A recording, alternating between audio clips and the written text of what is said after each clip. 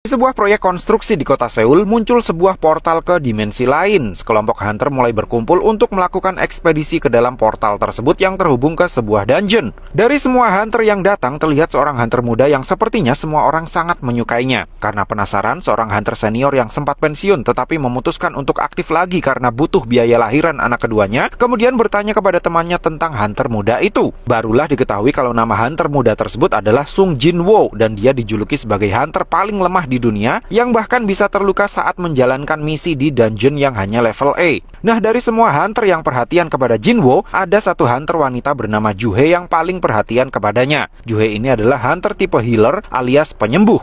Oleh karena semua hunter yang diundang sudah datang, ekspedisi penjelajahan dungeon pun siap untuk dijalankan. Seorang hunter yang bernama Song Chi-yul diputuskan menjadi pemimpin kelompok karena dialah hunter dengan level paling tinggi di antara mereka. Dungeon yang Jin-woo masuki ternyata adalah dungeon level D. Para petugas asosiasi jelas khawatir dengan nasib Jin-woo yang merupakan hunter paling lemah di level A. Dan benar saja, belum apa-apa Jin-woo sudah terluka dan butuh disembuhkan oleh Ju-hee. Sementara hunter yang lain terlihat bisa bertarung dengan biasa saja, membabat habis setiap monster yang datang menyerang mereka dengan menggunakan senjata dan teknik sihir yang mereka kuasai. Pertarungan di dalam dungeon pun akhirnya dapat diselesaikan dengan mudah. Para hunter bisa mendapatkan inti sihir dari setiap monster yang berhasil mereka kalahkan, yang kalau dijual harganya bervariasi tergantung dari level monsternya. Bahkan inti sihir dari monster level C saja harganya bisa mencapai ribuan won. Namun karena Jin-woo hanya hunter level E, mustahil baginya bisa mendapatkan inti sihir level C. Padahal dia sedang butuh banyak uang untuk biaya adiknya masuk universitas dan biaya pengobatan ibunya. Makanya ketika seorang hunter menemukan kalau dungeon yang mereka masuki adalah dungeon ganda, Jin-woo tanpa pikir panjang memutuskan setuju untuk ikut melakukan penyerbuan lagi ke lorong yang satunya.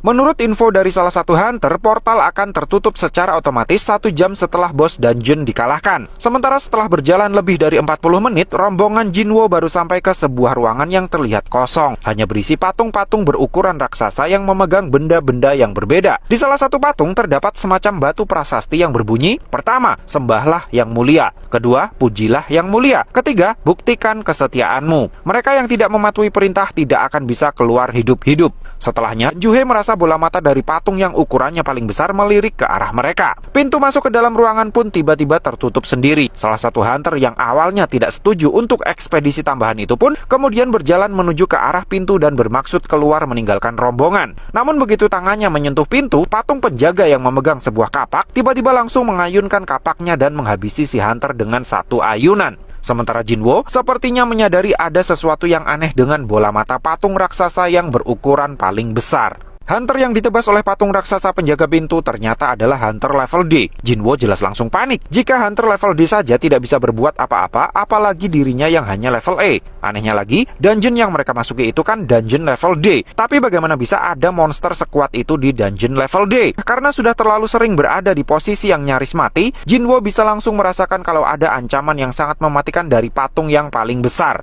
Tembakan laser yang sangat kuat tiba-tiba meluncur dari kedua bola mata si patung raksasa. Namun berkat Jin-woo, sebagian besar hunter bisa menghindari serangan kejutan tersebut. Kemudian dari kejadian itu, akhirnya diketahui kalau Ju-hee sebenarnya adalah healer level B. Tetapi karena rasa takutnya yang sangat tinggi, dia hanya berani ikut misi di level D. Di sisi lain, tangan kiri Pak Song ternyata putus terkena laser yang tadi. Pak Song yakin dungeon yang mereka masuki pasti bukan level D. Karena dalam misi level B yang pernah dia ikuti saja, tidak ada monster sekuat itu. Pak Song menduga monster yang sedang mereka hadapi itu adalah monster level S. Portal ke dimensi lain pertama kali muncul 10 tahun yang lalu. Bersamaan dengan itu, sejumlah orang mengalami awakening yang membuat kekuatan mereka lebih besar dari manusia normal. Merekalah yang kemudian disebut sebagai hunter, karena kekuatan yang mereka peroleh kemudian mereka gunakan untuk memburu monster. Nah, dalam kondisi penuh keputusasaan, para hunter yang terjebak di dalam kuil hanya bisa diam di tempat karena mereka pikir jika mereka bergerak, patung raksasa akan langsung menembakkan lasernya. Namun salah satu hunter yang sangat pede dengan kecepatannya memutuskan untuk langsung meluncur ke arah pintu guna melarikan diri. Apes, dia langsung wallahu a'lam terkena laser sang patung raksasa. Dengan kekuatan sebesar itu, para monster bisa saja langsung menghabisi mereka semua sekaligus. Tapi faktanya, tidak. Para monster hanya menyerang mereka yang berusaha untuk kabur saja. Hal itu membuat Jin-woo yakin bahwa ada suatu pola atau aturan tertentu yang berlaku di dalam kuil tersebut. Jin-woo kemudian bertanya kepada Pak Song, apa perintah pertama yang tertulis di dalam batu prasasti? Pak Song kemudian mengatakan kalau pasal pertama berbunyi, sembahlah yang mulia.